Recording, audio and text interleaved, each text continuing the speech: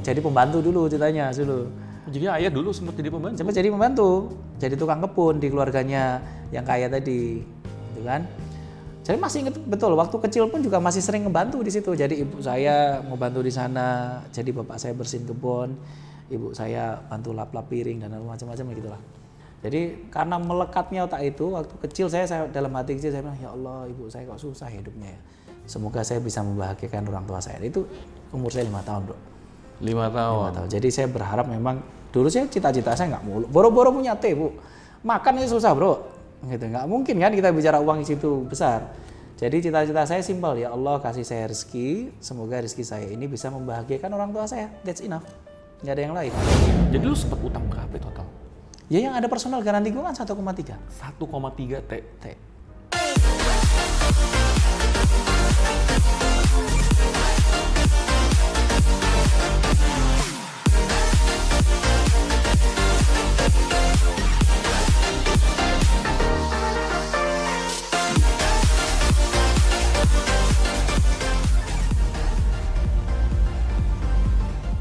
Oke, jadi total pas saat lu lagi bener-bener lagi pas saat di puncak kejayaan itu total berapa company? Nah ada 25-an kali ya. 25. 25-30. Kalau valuation Ya hampir 10. 10. Hampir 10 lah. Antara 9 sampai 10. Gua nggak pernah hitung detail soalnya. 9 sampai 10 T ya. Nah, Oke. Ya. Kemudian karena saat itu saya masih ingat sekali bro. Gua dikejar majalah Forbes bro. lu dikejar majalah Forbes. Hampir Dikejar? tiap hari dikejar. Iya dikejar untuk diliput dan untuk dimasukkan ke nomini.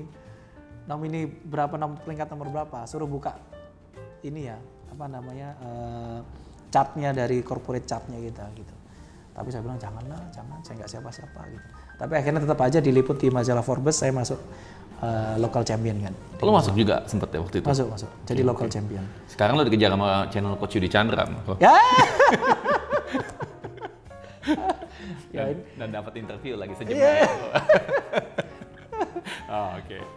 Seru. Nah anyway, terus habis itu ada suatu musibah yang membuat kita shock sih bro. Jadi shock sekali. Tapi anyway ini sebuah perjalanan hidup ya. Jadi meskipun kondisinya di atas di bawah itu, yang penting kita survive lah. Gitu sih.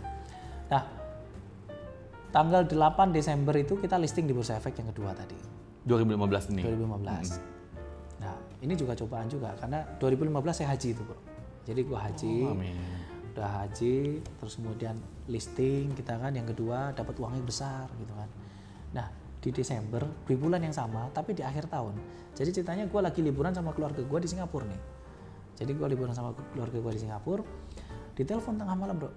Jadi sekitar jam 3 malam ditelepon nih, telepon bunyi terus dari Indonesia, ngapain sih tahun baru, ditelepon, Pak pabrik kebakaran Pak.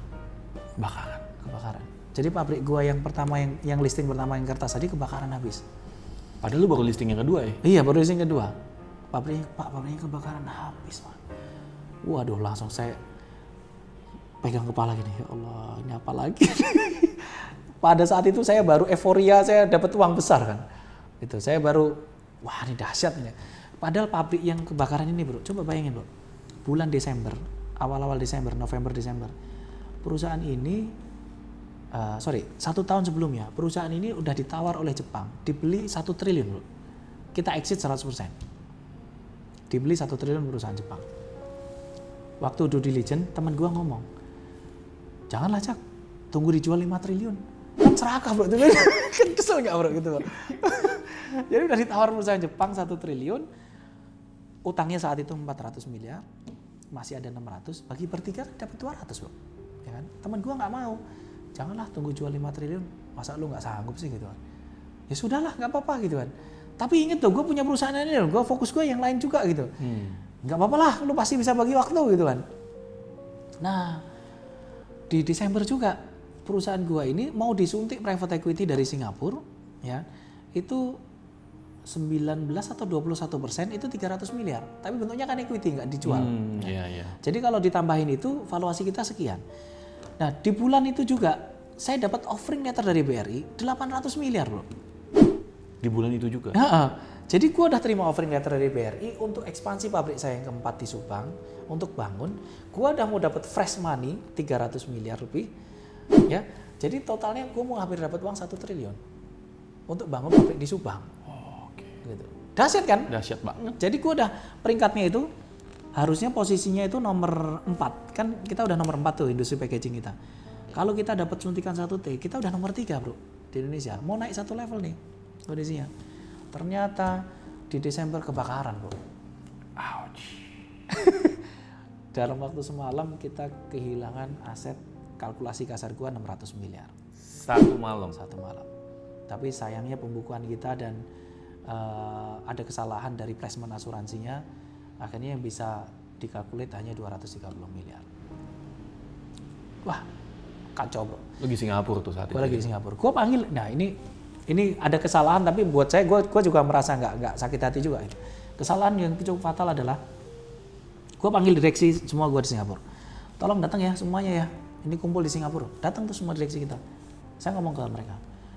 Tolong ini kan masih ada uang. Saya bilang gitu. Jadi masih ada uang, aset juga masih ada. Kita masih ada kalkulasi nih. Gue punya tabungan sekian, gue punya ini. Ini masih ada uang 100 miliar. Tolong jangan pecat karyawan saya. Terutama yang buruh. Saya bilang gitu. Karyawan berapa bro saat itu? 1.000. Di pabrik itu ya? Di pabrik itu 1.000. 1.000 lebih, 1.100-an kalau nggak salah. Karyawan tolong jangan pecat. Masih ada uang, kewajiban bayar semuanya. Kalau sudah nggak kuat baru nanti nego. Nah, harusnya asuransi cair lah 6 bulan atau 7 bulan itu.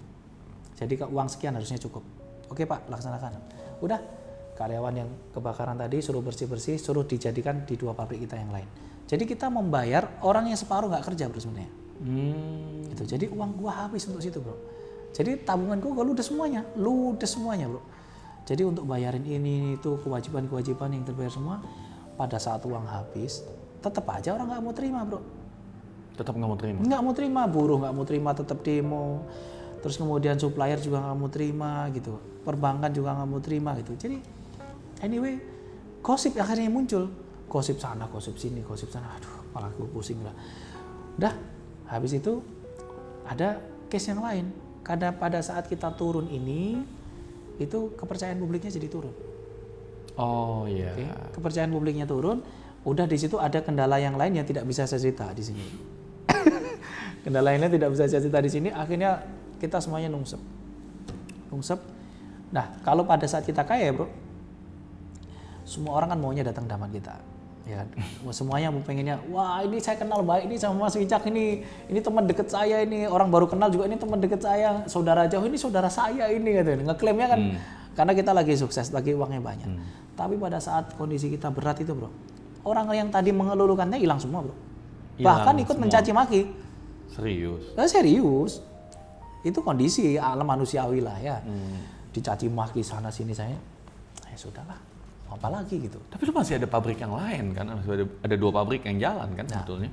Kan hitungan kalkulasinya kan gini bro.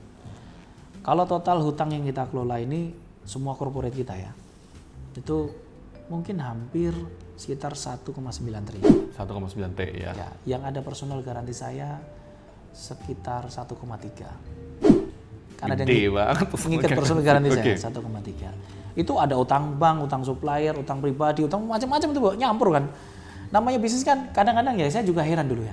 Orang percaya sama saya itu, saya tinggal telepon nih. Pak, saya lagi butuh cash flow 50 miliar bisa dipinjam hari ini ya. Oke Wicak, saya kirimin dulu hari ini. Dikirim dulu nggak pakai apa-apa bro, baru gua kasih ceknya besok gitu. Itu orang saking percayanya dulu. Nah terus pada saat kita hancur, 100 juta juga dipinjemin dulu. Padahal dia juga gue bantu dulunya gitu loh. Jadi orangnya sama padahal. Orangnya sama gitu loh. Tapi masalah perception kan. Jadi pada saat tumbang itu ya semua ngetatin kunci semua gitu kan. Makin nggak gerak kita. Nah kondisi itulah akhirnya kita makin ngedrop. Nah, kecekek banget tuh saat itu. Wah makin kecekek. Kondisi terberatnya 2016, 2017. Terus akhirnya 2016 akhir gue ambil position bro. Jadi ambil posisinya begini. Jadi pada saat kita ngedrop sekali, ternyata di internal kita juga goyah. Jadi kita berkonflik nih dengan partner-partner juga berkonflik. Soalnya berantem sini berantem, waduh. Ujungnya adalah saya yang disalahin. Oke. Jadi waktu saya membawa mereka semangat, mereka semuanya gede, saya yang dilulukan jadi orang nomor 1. Jadi pada saat kita tumbang, kita yang pertama kali diamblesin. Gitu. Nah itu yang namanya artis bro.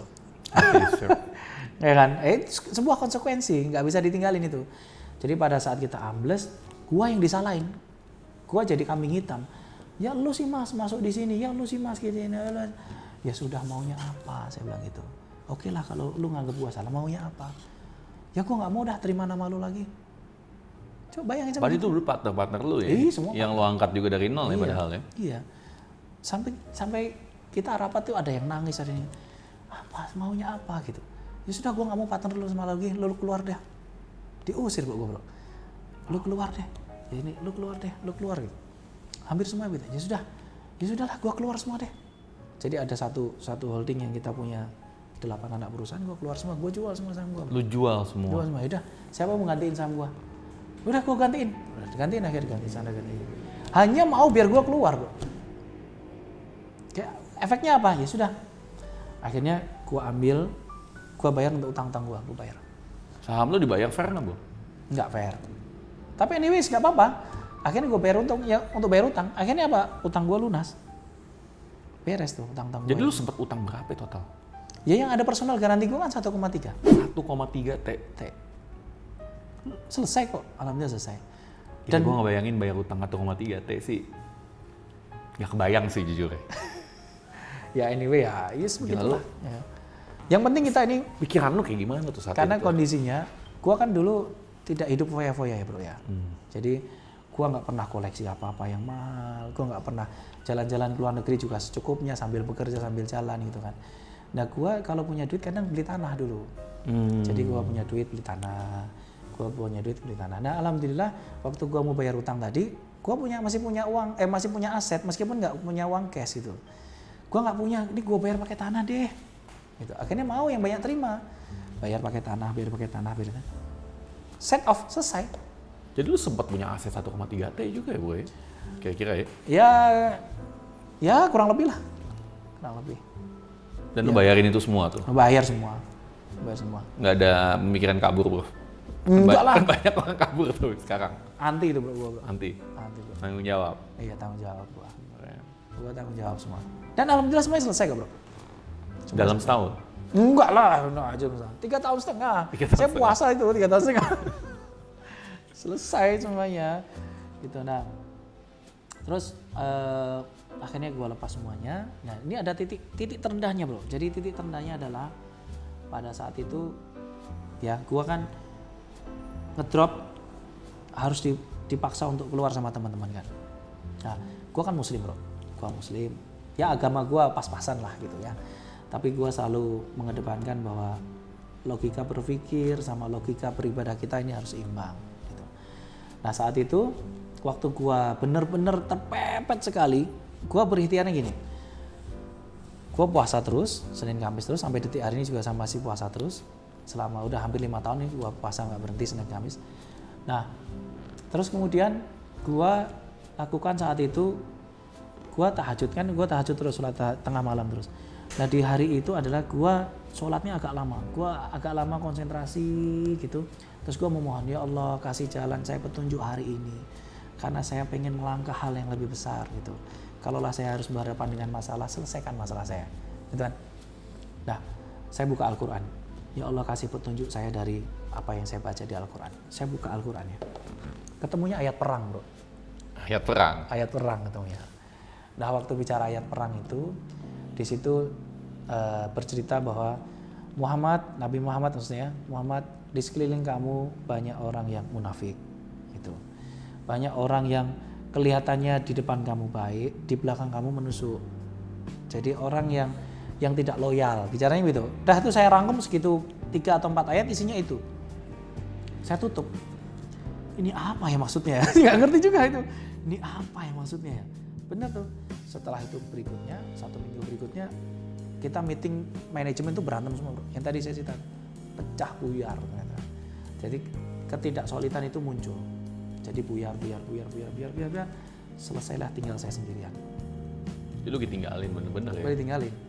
Nah waktu ditinggalin ini, itulah sisi survivalnya gua bro. Gitu. Nah waktu ditinggalin itu, baru Allah kasih jalan. Datanglah orang-orang yang loyal sama kita bro. Jadi orang yang loyal itu adalah orang yang kita lagi susah dia yang datang. Bukan orang yang pada saat kita kaya dia yang datang. Nah itu loyalis tuh. Nah, datanglah dia pada saat kita susah. Nah di situ ada bantuan banyak tuh. Bantuannya bukan bicarain dia ngasih duit nggak. Kasih, Mas ini ada kerjaan mau kerja, ayo kita kerja yuk. Dapat bagi lagi, dapat. Jadi lu siapa orang pertama yang datang? Ceritanya gimana dan apa yang dikasih ke lu kerjaan? Nah, contohnya begini. Pada saat kita berat, tiba-tiba ada teman gue dari Jogja datang. Dari Jogja gini datang. Mas, gue punya aset nih. Kan dulu kan gue belanja aset banyak nih, gue bagi-bagikan. Nah, terus dia cerita, Mas, gue punya aset. Aset gue ini, gue belinya dulu 6 miliar, gitu. Nah, mau nggak? Ini asetnya lu pakai aja. Ya udah, gue gantiin lu berapa? 6 miliar. Terus udah deh, gue lihat dulu asetnya. Nah, asetnya gue lihat tuh, tempatnya dia. Waktu gue lihat, ternyata asetnya ini menurut valuasi gue itu nilainya lebih dari 30 miliar. Terus gue ngomong sama dia, ini asetnya kayaknya mahal lu boleh gue ambil 6 miliar? Boleh, gak apa-apa mas. Nah gue nilai, bener nilainya keluarnya 35 miliar loh. Gue tawarin ke teman gue yang punya utang 35 miliar pribadi gue. Ini gue punya aset 35 miliar, tapi mesti gantiin teman gue 6 miliar, mau gak? Gak apa-apa lah daripada lu lagi kolaps ini lah, dibayarin 6 miliar, bantuin ke teman gue. Utang gue lunas 35 miliar bro. Itu ajaib banget ya boy. Ya, itu datang tanpa gue nyari bro.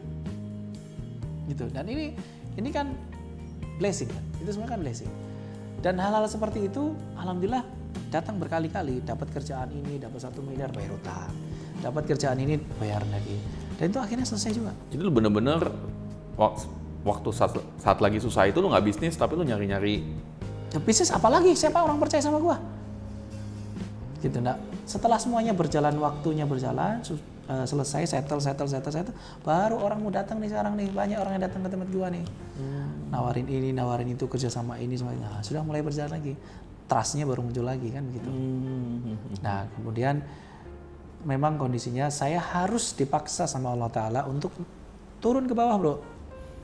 Nah biar apa? Saya tahu masyarakat. Waktu dulu saya kaya kan, saya pikirannya kan terus mencari duniawi terus bro. Saat itu kita tiap hari naik mobil Lamborghini. Udah punya mobil Lamborghini, pengen beli pesawat. Kan gitu kan, itu manusiawinya kan. sempat beli pesawat juga? Belum sempat, tapi sudah jadi uang 100 miliar tadi, gue udah mau beli pesawat itu sebenarnya bro. Jadi gue udah mau beli pesawat pribadi, gue pengen sekali-kali gue parkir lah gitu. Gue pengen gue gitu dulu. Naik Lamborghini, punya pesawat, terus kemudian levelnya sama kan itu, sama konglomerat. Ternyata nggak bisa. Allah berkata lain, uangnya tadi habis untuk karyawan gitu, untuk bayar kewajiban. Ya nggak apa-apa, anyway it's okay. Nah, terus kemudian saya dipaksa untuk turun ke bawah. Dan untuk apa? Karena saya memang digiring untuk masuk ke masyarakat.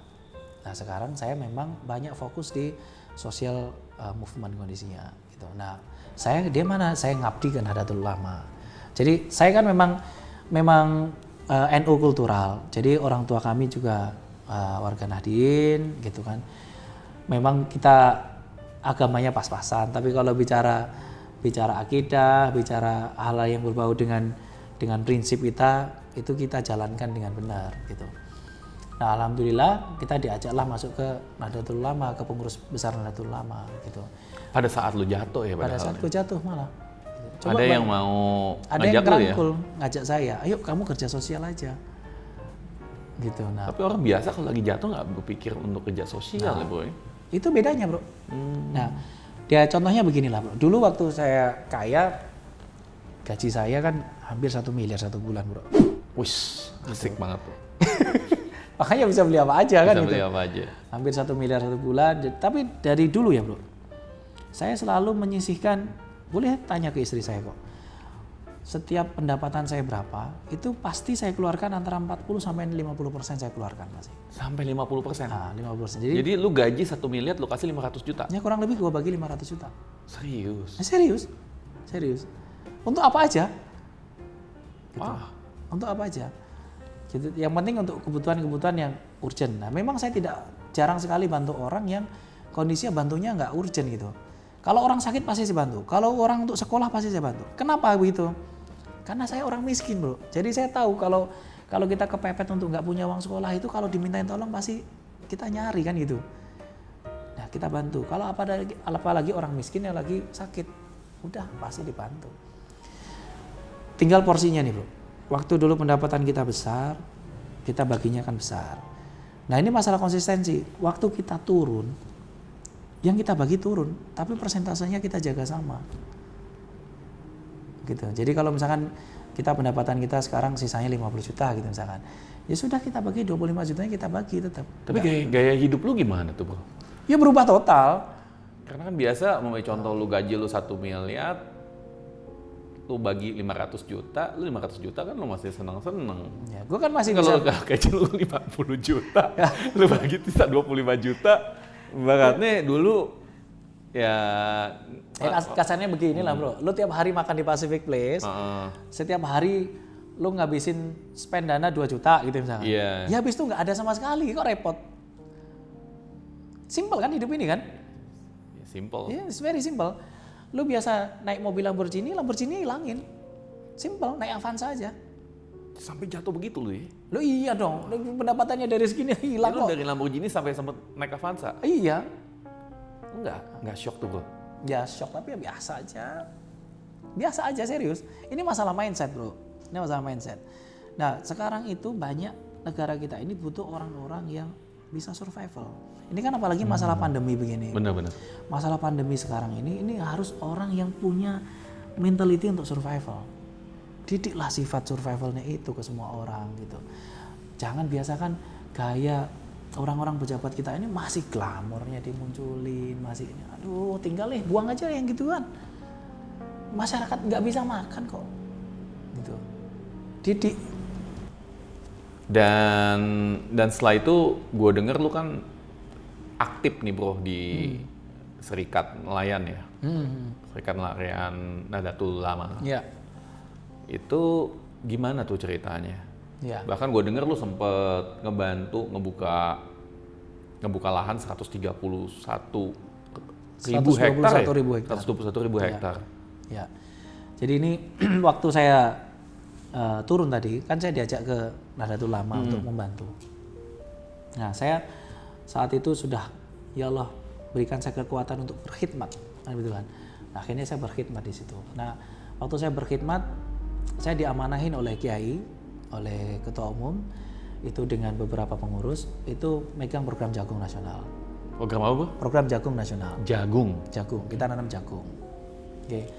Nah nanam jagung ini, itu dulunya kan kita ini masih impor jagung.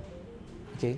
Karena Pak Amran saat itu, beliau kan ngomong sama kita, kebetulan yang meeting saat itu kita berlima, ada Pak Amran, saya, Pak Kiai Said, Pak Umar, sama satu lagi siapa gitu lupa saya. Nah Pak Amran bilang ini, Kiai tolong bantu kita mau stop impor jagung, kira-kira apa yang bisa dibantu NU? Saya ngomong, kita nanam jagung Pak, stop impor jagung. Oh sepakat habis itu. Nah itu inisiasinya kita ada Pak, stop impor jagung. Bagaimana caranya? Semua bantuan kita salurkan lewat Nahdlatul Ulama. Gitu. Nah akhirnya apa? Kita gerakkan petani-petani kita di daerah-daerah, ya, untuk menerima bantuannya dari kementerian. Jadi kalau dulu bantuannya itu tersalurannya tidak pasti itu banyak hal ya. Barangnya nggak nyampe, kualitasnya nggak nyampe. Nah kita pastikan itu. Contoh nih misalkan, ada barang spek yang dikasih adalah bibit kualitasnya A gitu. Nah itu sampai ke petani kualitasnya D, gua tolak. Nilainya miliaran, gua tolak. Gua nggak mau tahu ini untuk umat, saya bilang gitu. Kalau lu janjikan ini, ya harusnya ini. Ini masalah komitmen. Gimana kita bekerja kalau kondisinya tidak sesuai komitmen gitu kan. Akhirnya terdeliver semua, itu bentuknya bantuan bro. Jadi kita menyalurkan pupuk, bibit, peralatan. Oke. Yang terakhir kita carikan modal kerja. Terus yang kelima kita carikan off taker. Tapi semuanya ini berjalan, tapi berjalannya ada yang mulus, ada yang tidak mulus. Tapi total dari seluruh perjalanan ini, itu kita berhasil menanam 121.000 hektar jagung. The best ever. Wow. Selama Kementerian Pertanian kerjasama dengan pihak ketiga. Itu tahun berapa tuh? Terakhir, 2018. 2018. Itu berapa banyak petani tuh yang dibantu? Satu petaninya punya 2 hektar lah kurang lebih. Jadi tinggal di ini. Puluhan ribu ya? Hampir 60.000 petani. Nggak bantu. Gitu. Dan ini kerja sosial di situ. Benar-benar kerja sosial. Lu nya sendiri dapat apa, Bro? Belum dapat apa-apa. Serius. Serius. Kenapa? Harusnya kan kita dapatnya dari situ tuh apa? Harusnya kan kita jadi off taker nih, Bro. Mereka sudah bikin perjanjian ini, panen nanti kita yang beli dengan harga dasar nasional 3.150. Tapi pada saat beli saya nggak punya capital untuk beli. Saya ajak pabrik untuk join, pabriknya mau join, tapi sepanjang saya punya capital dulu untuk beli dulu masuk ke pabrik. Sama aja uang. Akhirnya ya mereka jual langsung ke pedagang-pedagang besar, saya nggak punya capital, nggak jalan. Tapi faktual, berapa generate ekonomi yang kita generate di situ, Bro? 1 hektar menghasilkan kurang lebih 8 ton. Kalau 8 ton kali 3.100 berarti kurang lebih 20 juta. Oke? Kali 121.000 hektar. Wah. Berarti kurang lebih hampir. Kalkulator gua nggak nyampe tuh, Bro. Berarti kurang lebih 3 sampai 3,5 triliun. Uang yang kita putar di petani ya, Bro. Dari hasil panennya tadi. Sekali panen. 1 tempo panen. Untuk 121.000 hektar. Kerja berat. Apakah gua dapat? Belum, karena gua pikirnya kan gua dapat transaksi bisnisnya, tapi kan nggak jalan. Tapi apakah gua keluar duit? Gua keluar duit banyak, Bro.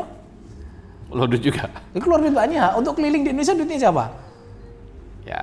Duitnya kita sendiri, jalan duitnya kita sendiri, semuanya duit kita sendiri. Tapi karena ini kerja sosial, happy jadinya. Tapi silaturahmi itulah menghasilkan hal yang besar. Bro, gue denger lu dulu pernah masuk ke radar survei jadi calon menteri. Ya alhamdulillah sih ada sih kemarin. Ya itu karena kita kerja sosial itu, Bro. Itu kan impact. Jadi success story saya, terus kemudian dari efek kerja sosial itu kan menimbulkan hasil survei yang bagus ya. Mungkin ya kita juga nggak tahu kan. Tiba-tiba hasil survei kita ada muncul bareng sama Nadiem, bareng sama ini gitu. Itu sih. Ya blessing lah buat kita lah. Itu kerja sosial yang menghasilkan sesuatu gitu. Dan selama ini kan Bro melakukan sedekah. Selain itu juga tadi cerita berbagi 50% dari penghasilan yang didapat. Ada nggak sih satu hal yang kisah nyata yang bisa Bro sharing gitu, di mana keajaiban datang dari sana? Yang saya alamin sekarang ini penuh keajaiban, Bro. Penuh keajaiban. Bener-bener penuh keajaiban. Saya bilang ini sebuah histori yang bagi saya nggak bisa saya lupakan gitu. Ini saya contoh ya, ini faktual nih.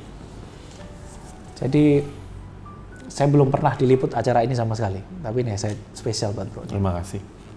Jadi saya itu punya teman, kakeknya Kiai. Kakeknya Kiai ini beliau itu gurunya Gus Dur. Gurunya Gus Dur. Tapi guru yang tidak terekspos. Jadi ini cucunya ini ada teman baik saya. Nah cucunya ini beberapa kali diajak waktu Gus Dur ngaji sama eyangnya ini, sama kakeknya dia ini. Beliau nggak punya pondok pesantren gede. Nggak punya pondok pesantren gede. Dia hanya punya surau kecil di Klaten. Jadi bentuknya surau kecil itu di tengah sawah. Gitu dia mengaji di situ. Gus Dur datangnya ke situ juga gitu. Dan itu sembunyi-sembunyi Gus Dur kalau datang. Nah beliau ini benar-benar ahli falak. Jadi falak itu ilmu yang mempelajari dari hal-hal yang misalkan contohnya menganalisa kalau ada hujan itu ciri-cirinya apa gitu. Jadi ada mendung, ada ini berarti akan ada hujan gitu. Nah itu ilmu-ilmu yang seperti itu. Nah beliau ini saking sufinya beliau sebelum meninggal beliau ini sudah beli kain kafan sendiri, beli gali makam sendiri. Gali makamnya itu udah digali sendiri oleh nyuruh orang dia. Beli beras, beli telur, beli macam-macam sudah siap. Jadi ceritanya itu kakeknya teman saya ini mau meninggal. Teman saya dipanggil. Habis sholat isya dipanggil. Duk, saya sudah beli telur, beli beras, dan beli lain-lain. Besok ada tamu banyak. Loh Mbah mau kemana? Kok ada tamu banyak? Udah besok kamu tahu sendiri kok, nggak usah Mbah cerita gitu.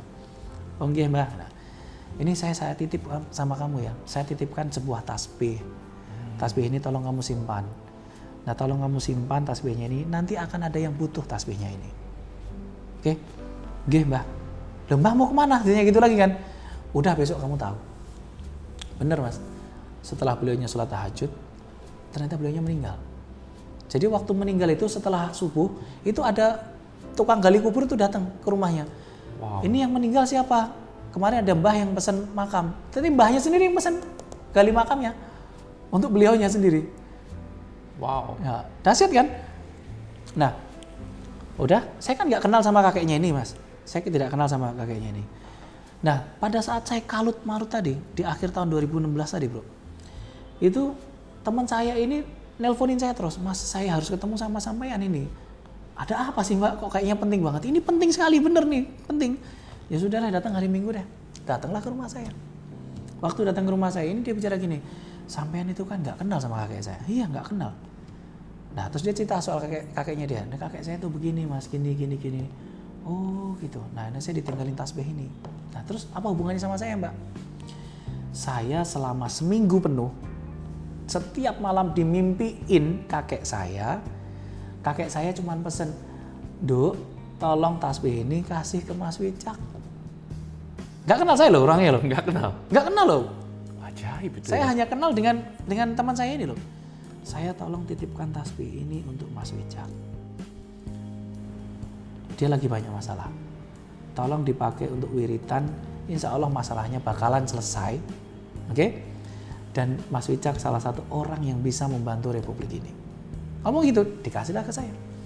Waktu dikasih, saya kan lagi carut marut nih, bro. Saya cuma ngomong ngeledek saya sama teman saya. Mbak, sampean ini ngeledek saya kali ya. Membantu negara apa? Saya lagi berat gini, Mbak. Kalau dulu saya masih punya uang banyak, Mbak. Sekarang nggak ada, Mbak. Sampean percaya atau nggak? Digituin. Kalau nggak percaya, saya bawa pulang tasbihnya. Oh ya sudah, nggak boleh, saya minta deh. Kan namanya nggak tahu kan. Ya sudah, saya minta deh, Mbak. Ya sudah, saya pakai wiritan terus, Mas. Nah, disitulah ada keajaiban-keajaiban yang muncul tadi, Mas. Teman saya datang, terus kemudian ada contohnya ada kiai yang besar, punya pondok pesantren besar, datang ke rumah saya setengah 12 malam. Di bawah teman saya, nggak ada janjian. Dia datang ke saya cuma mau doain. Ya Allah, selesaikan masalah Mas Wicak, gini. Tapi itu pulang, Mas. Cuman ketemu sama saya, cuma mau peluk saya, didoain, 30 menit pulang. Wow. Gitu. Dan ini cerita faktual, Mas. Wallahi, masih cerita faktual. Dan itu keajaiban ini muncul dari Allah nih, muncul. Karena apa? Karena saya tahu yakin bahwa apa yang saya lakukan ini jalannya benar gitu. Nah, insya Allah pasti jalan. Nah, makanya alhamdulillah semua apa yang saya pegang semuanya berjalan baik, insya Allah. Meskipun ya ada yang suka, ada yang nggak suka, wajar lah. Gitu. Kalau orang dapatnya sepenggal, pasti orang dapatnya ini Wicak ini. Tapi bagi saya nggak apa-apa. Saya biasa dibully orang kok, jadi nggak apa-apa. Bisa dibully orang dari kecil ya? Dari kecil, jadi anyway nggak apa-apa. Gitu. Ya gitu bro, historinya bro. Wow. Mas Wicak saya dengar baru beli Baba Raffi, betul itu? Saya dengan teman-teman kebetulan diajak untuk ambil alih Baba Raffi. Nah, kita ambil alih kurang lebih Oktober tahun lalu. Lalu. Sekarang kan kalau kita bicara tentang Indonesia nih, ini kan COVID, katanya menantang, dan Indonesia sekarang katanya lagi dalam keadaan krisis. Yes. Tanggapan Mas Wicak sendiri itu gimana tuh? Oke. Saya ini kan hidup dari orang nggak punya, susah. Sekrisis-krisisnya kita ini, kita masih bisa hidup, bro. Ya. Jangan samakan krisisnya kita ini dengan krisisnya Eropa. Sekali lagi, ya? Beda totally beda. Ini masyarakat kita ini mindsetnya harus dipupuk yang benar. Jalannya harus benar, kalau enggak nanti kisruh. Kenapa? Eropa ini jelas beda sama kita, bro. Anatomi krisis itu kan dibentuk oleh teman-teman Barat dan teman-teman Eropa. Oke, filosofi pembentukan angka krisis itu kan dari mereka. Oke, coba bro tanya ke daerah-daerah, ke petani-petani misalnya nelayan. Mereka tahu krisis nggak? Para petani, para nelayan yang nonton, komen, tahu krisis nggak? Mereka tuh kuncinya satu. Langsung saya tanyain. Iya. Oke. Yang penting mereka bisa makan, bro. As simple as that. Oke. Nah, bedanya kita adalah kita ini setiap hari bisa nanam, bisa panen. Nah, di Eropa itu nggak bisa, bro. Panennya cuma setahun, cuma sekali, itu cuma 4 bulan masanya. Masa tanamnya dia musim panas. Dengan alih teknologi yang segitu mahal bisa tapi dengan cara yang sekarang Jepang lakukan. Nanam di atasnya es masih bisa nanam, masih bisa panen. Tapi kan tidak semuanya dengan jumlah total penduduk segitu besar. Oke? Bisnis ekonominya mereka itu didongkrak oleh pertanian, kelautannya nggak ada, sama perdagangan, sama industri. Nah kalau pada saat mereka krisis, mesinnya mereka nggak bisa laku dijual di Asia, mesinnya mereka tidak bisa tukar antar negara. Makan apa? Oke. Nah kalau bicara di Indonesia ini, boleh dibilang 80%, bahkan hampir 90%. Pelaku ekonomi kita ini terbagi 3 hal yang tadi saya bilang. Pelaku UKM, oke, terus kemudian petani dan nelayan. Kalau 3 ini kita bikin survive-nya mereka, kita lakukan bantuannya ini, kita join mereka dengan cara yang benar, dengan sistem monitoring yang benar, nggak ada cipta krisis, bro. Nggak usah takut, tiap hari kita bisa makan kok. Saya tanya ke ibu saya di rumah, ada bedanya nggak sekarang sama kemarin? Nggak ada, sama aja, sama susahnya. Sama-sama gitu. Jadi kemarin susah, sekarang susah, sama aja gitu. Nah, yang bicara krisis ini adalah orang-orang kota. Kayak bro nih, yang biasa makan di mall, tiba-tiba nggak kuat makan di mall. Yang biasa naik mobil mewah, nggak bisa naik mobil mewah. Gitu. Naik bisa bro, tapi bukan saya punya bro. Iya. Yang biasa makan enak, tiba-tiba makan nggak enak. Dan kan kalau orang-orang daerah itu kan biasa makannya biasa tahu tempe aja kan, tiba-tiba tetap aja makan tahu tempe, ya nggak apa bedanya gitu kan. Nah tinggal kebutuhan pokoknya inilah yang harus kita support. Sekolah wajib, okay. Terus kemudian kesehatan wajib dan makan wajib, 3 ini cukup. Tidak akan terjadi gejolak sosial yang berarti kalau 3 pokok ini itu selesai. Ekonominya kita minus 5% setahu saya. Kemarin kan minus 5,32%. Oke. Nah minus, nah kemarin bahkan pernyataannya sebentar lagi minus yang kedua. Minus kan 2 kan berarti resesi. Ya. Nah kalau pada saat resesi, tanya aja kalau nggak percaya, berefek nggak dengan mereka gitu. Yang orang-orang tadi saya bilang. Nah yang berefek siapa? Orang-orang yang punya pabrik, orang-orang yang punya industri gede seperti bro sekarang di belakang. Itu akan berefek. Tapi kalau bicara orang-orang yang di pinggiran tadi nggak berefek. Pelaku ekonomi tetap aja jualan, lakunya yang UKM itu dagangannya sehari 500.000 masih. Gitu kan. Nah, tinggal masalahnya penyaluran dari kebutuhan yang dikasih pemerintah tadi itu harus tepat sasaran. Cuman itu aja. Nah, bagaimana itu tepat sasaran? Libatin orang yang kompeten. Kalau orang tidak biasa datang ke masyarakat langsung yang punya basis massa yang besar, tiba-tiba dipasrahin. Mohon maaf, nyampe nggak kira-kira? Gitu. Bener nggak? Saya hanya bisa tersenyum bro. Gitu. Sedangkan kita dari Nahdlatul Ulama yang punya basis massa 110 juta orang, sampai mana kita diberikan keterlibatan di dalamnya? Gitu. Nggak cuma Nahdlatul Ulama, bicara Muhammadiyah yang punya 50 juta basis massa, dilibatin dalam nggak? Gitu. Nah, ini pemikiran ini yang harus benar-benar semua pemimpin di Republik ini tolong pahamin, karena masyarakat kita ini butuh itu. Bukannya teman-teman ini, mohon maaf, orang-orang yang sudah kerja mati-matian ini, bukan mereka mengharap mendapatkan sesuatu, tapi berharap masyarakatnya ini sampai tersalurkan di bawah gitu. Which is itu adalah masyarakat kita yang kita kelola. Oke, sekarang kita bicara UKM. Kebetulan UKM Indonesia 60 juta ya. Ya. Ini by memory aja, datanya cek sendiri, kira-kira lah. Ya. Itu gimana sih seharusnya yang harus dilakukan untuk membuat UKM ini tumbuh? Oke, sudah bagus program yang diberikan pemerintah, it's okay, fine. Tapi masalahnya adalah penyalurannya ini tepat sasaran atau enggak. Sampai bener ngecek cross-checknya bener atau enggak. Itu aja yang kita monitoring. Oke, kalau saya sih simple. UKM kalau butuh pembiayaan, buat aja subsidi bunga 0%. Dengan kasih limit plafon sekian, diberikan ke semuanya UKM. Dengan kategori-kategori yang kita berikan. Simpel kan? Bisnisnya mereka pasti akan jalan. Oke. Rule of game-nya jangan dibikin terlalu susah. Yang membuat rule game-nya susah itu siapa? Ya regulatornya sendiri. Bagaimana daya serapan 100% itu baru 30%, 40%. Yang tadi saya balik lagi saya bilang, buat suruh nyalurin aja nggak sanggup, gimana suruh bekerja sih? Nyalurin aja kok nggak sanggup, jangan nyiapin people. People itu bisa siap kalau kita punya infrastruktur. Infrastruktur sosialnya tadi kan.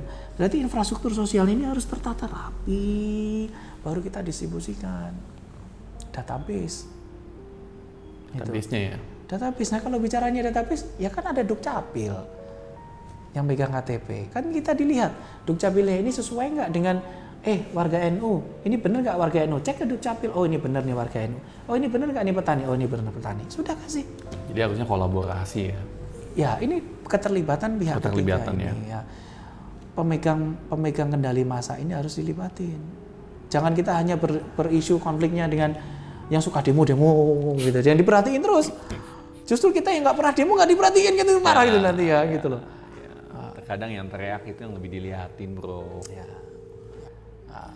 Nah, kalau bicara tentang perikanan nih, kebetulan kan bro kan salah satu backgroundnya kan perikanan. Yes. Itu Indonesia kan sebetulnya kaya banget ya di perikanan kaya ini sekali. sendiri. Kaya sekali.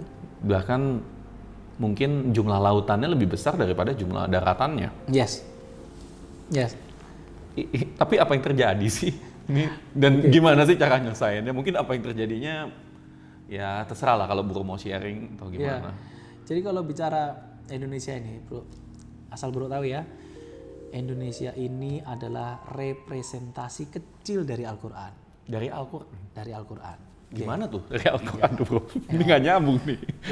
Saya cerita gini. Di dalam Al-Quran ini ada sebuah penelitian, bro. Jadi penelitiannya itu adalah ayat-ayat yang mendiskusikan soal laut dengan ayat-ayat yang mendiskusikan dengan darat. Itu perbandingannya 70% berbicara laut, 30% berbicara darat. Penelitian dari mana nih? Penelitian atas Al-Quran itu tadi. Okay. Ada, Sohail ya? penelitian ada. Oke. Dunia, bro, 70% laut kan, 30% daratan. Oke. Fakta kan? Al-Qur'annya penelitiannya fakta, dunianya fakta. Indonesia, bro, 70% laut, 30% darat. Sama ya? Gelondong dunia masuk ke kecilnya di Indonesia. Jadi Indonesia ini adalah representasi kecil dari Al-Quran. Oke? Menarik. Itu satu. Silahkan baca Al-Quran nanti lihat. Di situ dijelasin. Surga itu diidentikan dengan air yang mengalir, bergemericik, di bawah dipan-dipan, pohon-pohon yang rindang. Itu adalah surga, bro. Jadi kalau bro mau ketemu surga, itu datang ke kampung gua aja, bro. Itu udah ketemu surga. Di Pati. Di Pati. Ya, itu berbicara dalam Al-Quran. Meskipun itu adalah sebuah ilustrasi, karena di sana di Arab yang tidak ada air, di sini ada air, kan begitu. Itu ilustrasinya begitu. Gua kalau datang ke kampung lu udah pasti makan nasi gandul, bro. Ya, nasi gandul itu. Itu enak banget. Enak banget. Sama das manyung, bro. Pedes tuh. Nah, itu representasi Al-Quran. Nah, kondisinya dengan kekayaan alam yang segitu besar, kita ini belum terleverage secara bagus. Nah, berarti kita butuh sesuatu yang well managed. Apakah itu melalui eksplorasinya, eksploitasinya, manajemennya, dan lain-lain. Itu harus termanage baik. Oke, contoh nih kecil nih. Contoh kecil. Kita lautnya ada di Indonesia. Selatnya nempel Indonesia sama Singapura. Okay? Benar, ya. Selat Malaka kan. Pendapatan paling banyak dari sini ada di mana? Singapura. Itu kan kebodohan yang massal. Benar nggak? Kalau bisa bilang itu adalah kebodohan yang massal. Kita hanya kalah diplomasi secara internasional untuk melobi posisi itu. Oke? Itu posisi lobbynya kita harus kuat. Yang kedua, infrastruktur untuk menarik, menggait posisi perjalanan dunia tadi lewat laut kita. SDM gimana tuh, Bro? Bisa, itu gampang, bro. Itu hanya nyiapin sistem dan kebijakan politik. Oke. Saya diamanahin itu setahun saya beres. Setahun saya beres. Saya janji setahun saya beres. Kalau saya diamanahin itu. Bro, by the way, kalau kita bicara tentang entrepreneur di luar sana, terutama UKM, yang sekarang lagi dalam keadaan cukup menantang. Yes. Apa kira-kira pesan bro buat mereka? UKM ini harus terus upgrade, bro. Kan kalau di kategori peraturan perundangannya kita itu kan Ada kategori mikro, mikronya pun juga terbagi 3, ya kan. Terus kecil, kecilnya juga terbagi 3. Terus kemudian menengah, menengahnya terbagi 3. Terus besar, korporasi kan. Nah, teman-teman UKM ini, baik UMKM ini, itu harus paham posisi dia ada di mana dulu. Karena teman-teman ini kadang-kadang kalau saya sudah punya mobil cukup lah. Gitu. Tapi pada saat rusak, hancur, bisnisnya dia turun, kebingungan, bro, gelagapan. Nah, ilmunya ini itu harus terus di-upgrade. Jadi kita jangan patah semangat, jangan menurunkan ritmenya kita untuk naik kelas. Jadi kalau bicara sekarang, saya ada di mana sih sekarang? Saya sekarang ada di omsetnya atau asetnya 250 juta. Oh, berarti ada di kelasnya sekian. Jadi saya harus naik ke levelnya sekian. Nah, kalau bicara level A, B, C, dan D ini, itu kan berarti tahu ukuran bajunya kita, Pak. Nah, kalau kita tahu ukuran bajunya kita, berarti harus bisa menganalisa perusahaan kita sendiri. Bagaimana kita bisa menganalisa perusahaan kita sendiri, sedangkan dia tidak bisa membaca laporan? Ya itu menantang. Nah, inilah yang kita berdua ini seperti ini penting ini, biar pembelajaran ke teman-teman semuanya. Belajar, naik kelasnya itu begini gitu. Dan ini salah satu tujuan dari channel saya, ya memang untuk sharing buat mereka supaya bisa naik pangkat lah setidaknya. Kalau channel begini harusnya dipromosikan nanti, diiklankan nanti, biar ditonton banyak orang, bro, nanti. Lumayan, kalau warga NU ada 100 juta. Iya, masih nonton semua. Ya, lumayan ya, 100 juta yang nonton minimal. Nah, sekarang kalau bicara tentang bro pribadi dari dulu dari susah banget, sempat jadi triliuner dan sekarang ke bidang sosial. What is next? Hidup ini nggak ada berhentinya, Pak. Sampai nyawa saya dicabut sama Allah Ta'ala. Kan itu. Yang penting kita ini, saya sendiri masih berikhtiar dari dulu sampai sekarang. Setiap apa yang saya lakukan, saya harus memberikan manfaat untuk orang lain. As simple as that. Okay. Tapi target saya adalah saya bisa memberikan manfaat yang kemarin bicaranya 5.000 orang, 10.000 orang. Kalau bicara kemarin karyawan saya 5.000 orang. 5.000 dulu karyawan? Ya, sempat 5.000. 5.000 kali 4 itu berarti kan 20.000 orang. 20.000. Nah, sekarang saya megang basis massa. Basis massanya kurang lebih bisa 40-50 juta lah nelayan yang kita kelola gitu. Nah, bicara begitu nanti berarti berharap saya kebijakan tangan kita, baik itu saya sendiri dengan stakeholder yang lain, dengan pemerintah yang lain, bisa juga memberikan efek untuk 50 juta orang. Nah, berharap lagi suatu saat lebih besar lagi. Yang penting kita bekerja makin masif untuk memberikan manfaat untuk orang banyak. Simple. Jadi cita-cita saya, Pak. Cita-cita saya. Saya wallahi sampai sekarang saya bercita-cita, ya Allah, matikan saya pada saat saya meninggal nanti. Itu banyak orang yang bacain saya Al-Fatihah. Karena itu bonus saya nanti di akhirat. Bacain doa aja nanti. Nah, kalau bicara kita memberikan hal yang baik, kalau kemarin karyawan saya 20.000 orang, setidaknya 20.000 orang tadi bacain Al-Fatihah buat saya, Pak. Nah, kalau kita ini bisa jadi seseorang, somebody yang bisa memberikan kebijakan yang masif, apa yang nggak orang kirim doa sama saya sih? Gitu. Karena nggak ada yang kita bawa, Pak, selain itu, Pak. Harta yang kita bawa pun adalah harta yang kita sedekahkan, harta yang kita berikan wakaf tadi yang akan kita terus bawa ke sana.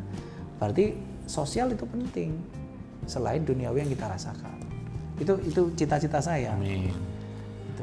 Jadi dalam 5 tahun ke depan apa nih langkah konkret dari seorang Wicaksono? Ya, saya harus bekerja untuk sosial lebih banyak. Urusan nanti saya diamanah ini menjadi apa, itu urusan belakang. Saya bekerja di belakang. Nggak ada target apa-apa? Nggak ada target. Amanah itu datangnya dari Allah, Pak. Jadi amanah itu bukan datangnya dari rakyat. Amanah itu datangnya dari Allah lewat rakyat, lewat masyarakat, lewat partai, lewat pemimpin, lewat siapa. Tapi ingat, amanah itu datangnya dari Allah. Turun melalui vehicle itu tadi, kan kerennya gitu. Ya, berharap suatu saat kalau memang saya dikasih amanah yang lebih, blessing. Amin. Gitu. Bro Wicaksono, apa sih kunci sukses dari seorang Wicaksono? Apa ya, saya nggak tahu. Saya merasa sukses atau enggak juga nggak paham. Saya merasa biasa aja dari dulu begini, makan masih sepiring gitu kan. Ya, kalau bicara sukses, Saya pokoknya selalu mengedepankan kerja maksimal. Oke, saya selalu mengedepankan kerja maksimal.